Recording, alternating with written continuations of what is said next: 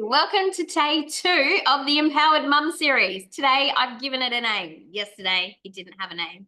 It was just 4 days of 4 trainings. So this is about giving you 4 days to shift your mindset, your energy, and your confidence. Sharing what I have learned through my journey with you so that you can implement this into your life and create change for yourself.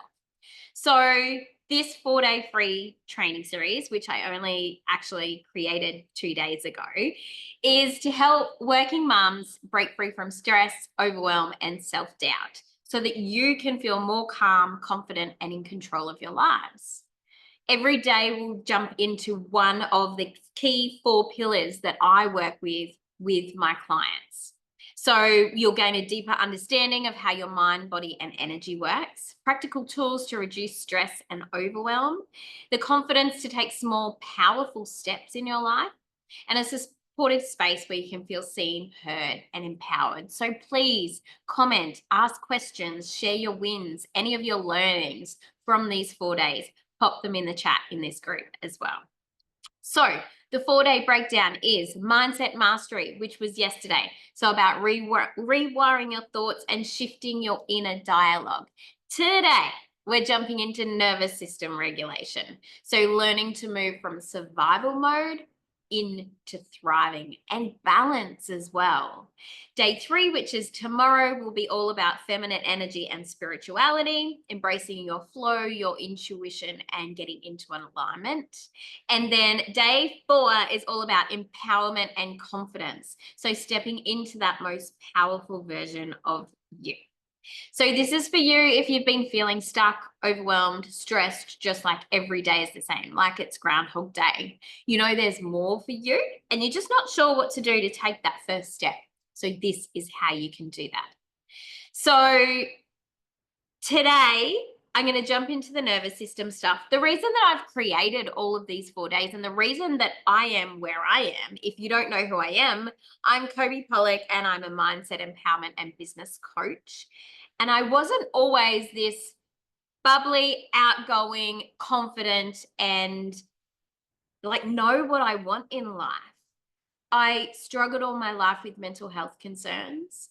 I was up and down. I had suicidal thoughts, like trauma, all of those things throughout my life. And I was stuck in a cycle.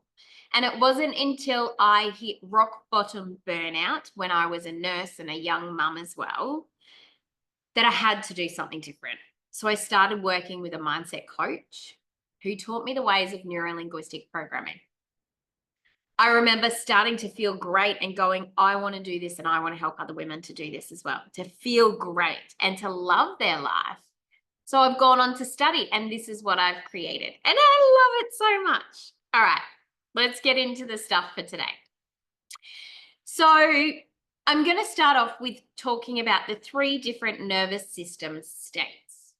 So our nervous system is like a seesaw. The nervous system is what regulates our emotions, our reactions or our responses, and has us feeling in different states or different ways throughout our day. So like a seesaw, on one side you have high activation. So this is where the stress and survival mode lives. On the other side, so the downside of the seesaw, is low activation. So this is shutdown. It can look like numbness. It can look like dissociation, which is actually feeling like you're not actually in your body. You're not present anymore. And when we're balanced, when we have that homeostasis or balance in our lives, so not too much of the activation, not too much of the down regulation as well, then we can feel calm. We can handle those stressful situations. We can come back to a normal state a lot better, relate to other people better, communicate to other people better. And it just helps our lives to feel more in control. So I want to dive deep into these states a little bit more and talk about them. I firstly want to tell you a story. And if you do follow me, you may have seen this in my stories this week. So I was sitting here Monday morning in my office shed office, and we live on property. So there's long grass and things around, and we have guinea fowls. I heard the guinea fowls start to go off, and they are known to alert when there's snakes around. Now, it was kind of close to the shed, and I was like, oh, that's weird. I actually heard them go off like that for a while.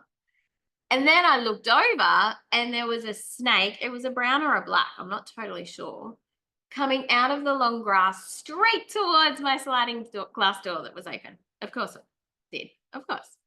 And so in the past, I would have freaked out, jumped on the table, and been a crying ball of mess.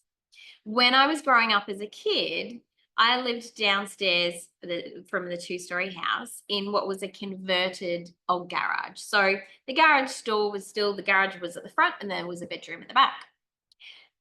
There were glass sliding doors, and there was the roller door. And I know that snakes can get in through these. And because we used to have yellow-faced whips, which are a very poisonous type of snake, in our house quite regularly. And I remember Dad chasing it out, and we were always told, no, get up, stay upstairs, like get away, look out for these snakes. Thankfully, they never got anyone. And though as a child, I didn't have the resources to actually be able to support myself in those moments. I was just like, oh my God, it's a snake, it's going to kill me, I'm going to die. So throughout my life, when I see snakes, that has been my automatic response. My nervous system kicks into that hyperarousal, that activated state of increased heart rate, like shaking, crying, in a ball, in a mess, like can't think. And I would just freak out. My husband's dad came to me once thinking it was funny with a carpet snake walking towards me, and I just lost it big time, and then he realized I don't like snakes. And so that is a great example of your nervous system kicking in. Our body doesn't know what is real and what is not real in relation to life-threatening situations. So in my mind, the snake was, I'm going to die. So automatically my body would kick into that, I'm going to die, I need to protect myself, what do I do? And so since becoming a mindset coach, learning NLP, and all of these different tools to support myself, I have been working on this. I actually had a snake fall on top of me a couple of months ago and managed that okay. And so on Monday, when this snake was coming straight towards me, instead of the old me that would have freaked out totally, not been able to function, and then it would have ruined my whole day because I would have been thinking about it the whole day. Instead of doing that, I was able to go, okay, what do I need to do now? Okay, I got up, I shut the doors, I shut both the doors, I walked towards the snake, shut the doors. And then, of course, I videoed it. I pulled my phone out and videoed it. But I was banging against the walls, like getting it away. Like I was able to actually think in that moment, what do I need to do to keep myself safe? And so the snake went, I don't know where it went. It's gone. It's long gone. It's down the back in the paddocks. And so that was 5 minutes before I had 4 hours of client calls. I was able to deal with that, then go, okay, what do I need to do right now? I did some breathing. I spoke to myself and said, you handled that really well. Okay, what do you need to do now? You need to get on and do the next thing. And I was a little bit late to my client call, 5 minutes. I messaged them beforehand and let them know, and then I jumped on and went as normal. And everything was great. That is something I never would have thought that I could handle in the past. And yet, by learning about the nervous system and ways to calm it down and doing regular things to actually reduce the set point of my nervous system, I'm able to bounce back with ease. And so this is something that you can learn as well. So let's talk about these different states to start with. So the upper state survival mode, which is activating the sympathetic nervous system, can be known as fight or flight as well. Hyperarousal, high activation. So this could look like increased heart rate, rapid breathing, racing thoughts, anxiety, hypervigilance, tense muscles, restlessness, fidgeting, difficulty concentrating or feeling on edge, like there's a snake around. And this can also contribute to digestive issues as well, bloating, nausea, loss of appetite. That's why if you've chronically had anxiety for a period of time, you can find that that really starts to affect your gut as well. So this is your body's alarm system. It thinks you're in danger, even though it's just a stressful situation.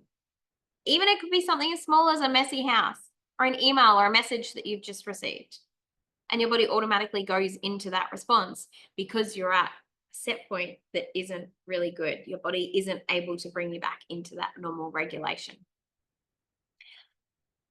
Homeostasis. So we've got up the top is fight and flight, hyperarousal, activated state. Then the next one down is homeostasis. This is where we want to be. There's a window there. Now, when we can be in chronic stress or anxiety or depression, that window can get smaller. So this balanced state of feeling really great and comfortable and happy can get really, really small, to the point where when I was so burnt out, it's only a little slither there that I would occasionally pop into maybe. So this is your regulated nervous system. This is where we want to be.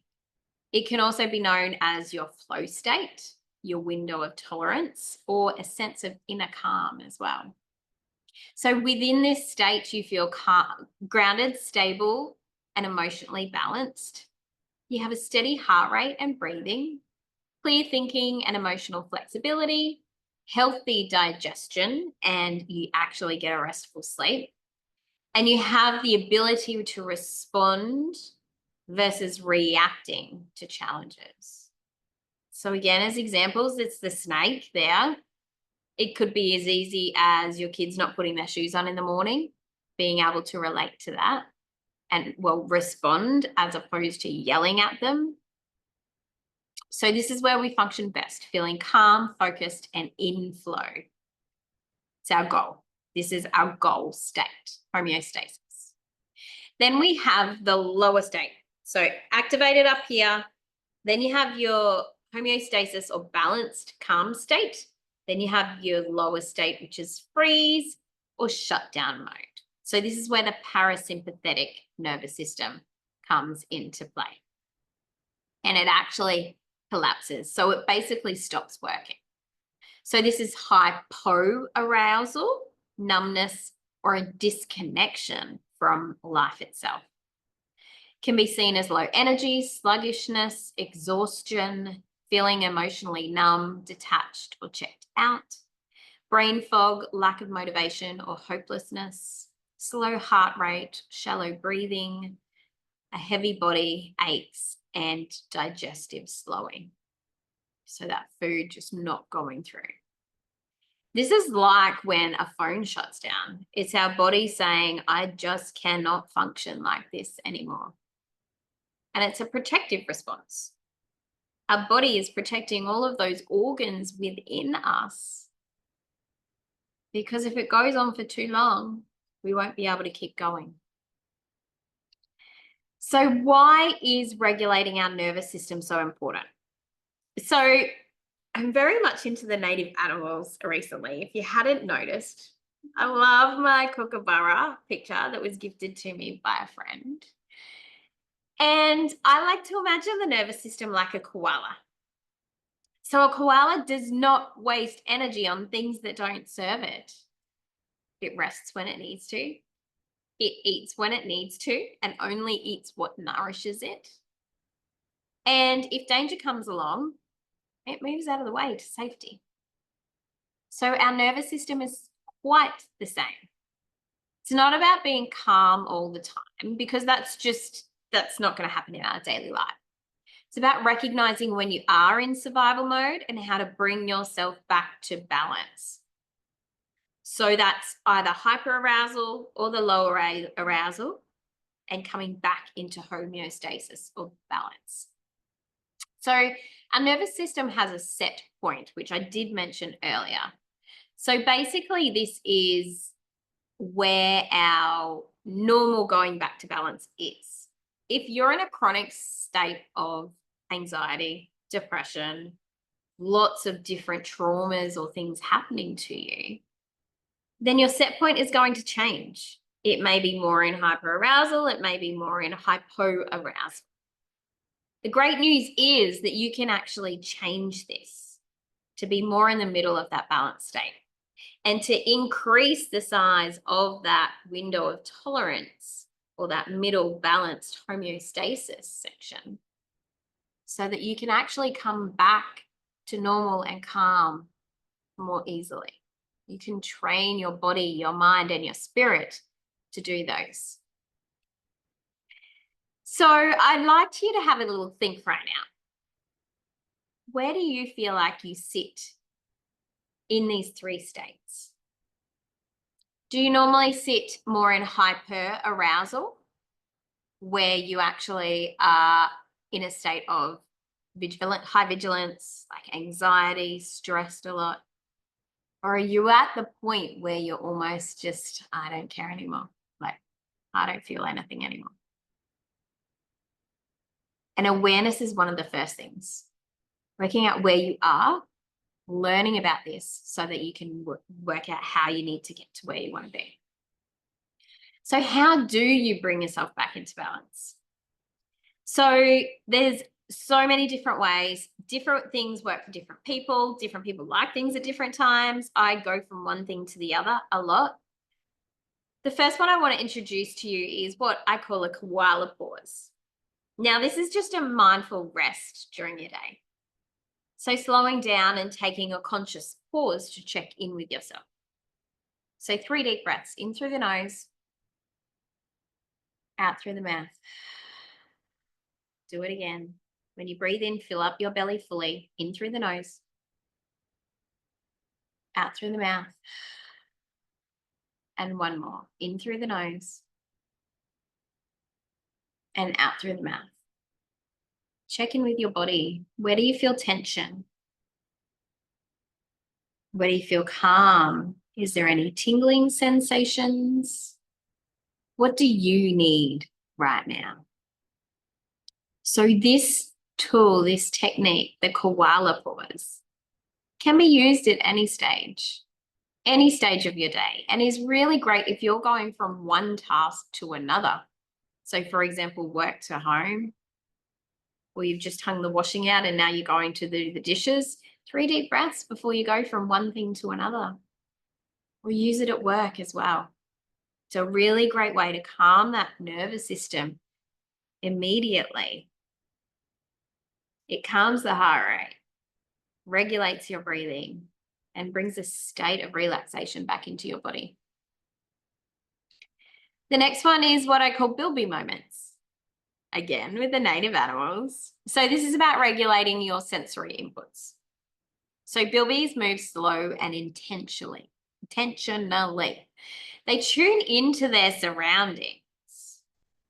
So this is about, you may have heard about 5, 4, 3, 2, 1.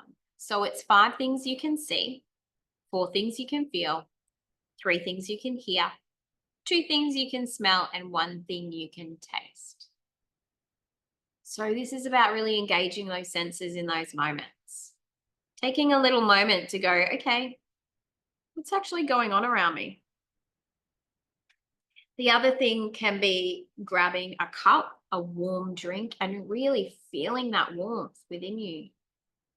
Running your hands underwater, feeling that water. I really love tasking my clients with what's called a sensual shower. It's engaging all of your senses. So how many senses can you engage while you're in the shower? So it's about having the warm water running over you, or you may prefer cold water. Putting a nice candle on or burning some incense, some music, a candle so that the light is dim as well, a nice scrub or something that smells beautiful, and then really rubbing, if you have a scrub or exfoliators or something, rubbing that on your body, really feeling in the moment what is going on for you. So often we think through life and we don't stop and feel. So this is a really great technique. Breath work is one of the fastest ways to actually change your state. or how you're feeling, if you want to say that another way. So the 3 deep breaths is really great. Another option is box breathing. So this is, for example, breathing in for 4, hold for 4, out for 4, and hold for 4, and continue that rhythm. If 4 doesn't work for you, you can change that to 3, you can change it to 6. It's a really great way to just tune into what's going on for you. Focus on that breath going in and out of your body. Feel what it feels like, the sensations, and to come back to this actual moment. Because anxiety and worry only lives in the future. When you think about the future and worry about something. Trauma and depression are in the past. Something that's happened. You don't have to live there. You can be present in this moment, and this will really help you and help to change that set point in your nervous system.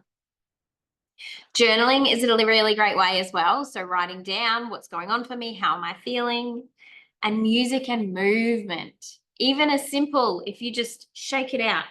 Shake, shake, shake, do it now. Shake it out. And maybe don't do it if you're driving. And that really just, your nervous system goes, oh, okay, we're changing. What's going on now? What are we moving to next? So the goal isn't never to feel stress within our lives. It's about how you can return back to normal, back to a calm state quicker, and training your body to actually feel safe. So like I did with the snake, going, okay, I experienced that and it's okay. I am safe. I'm able to take care of myself and I can return back to normal homeostasis or balance by using these tools and techniques.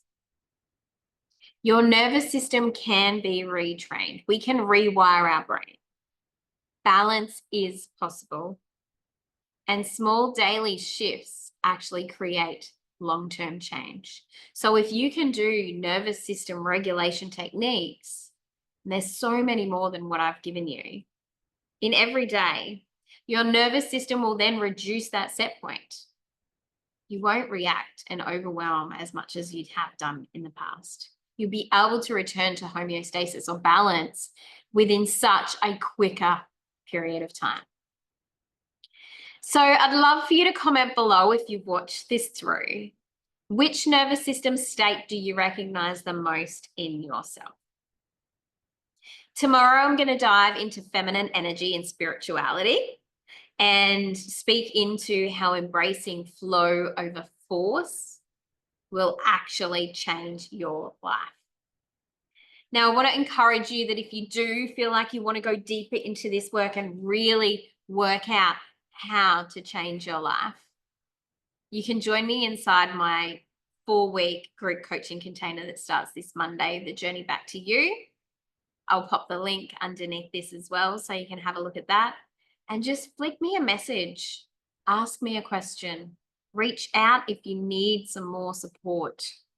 I also have private coaching. This is about really learning the tools and techniques to support you moving forwards. The only person that can change your life is you. So start to learn, start to do these small things, and you can create the most wonderful life. I trust this has taught you something today and been really helpful. And I wish you the best day. I'll see you all tomorrow for feminine energy and spirituality. Bye.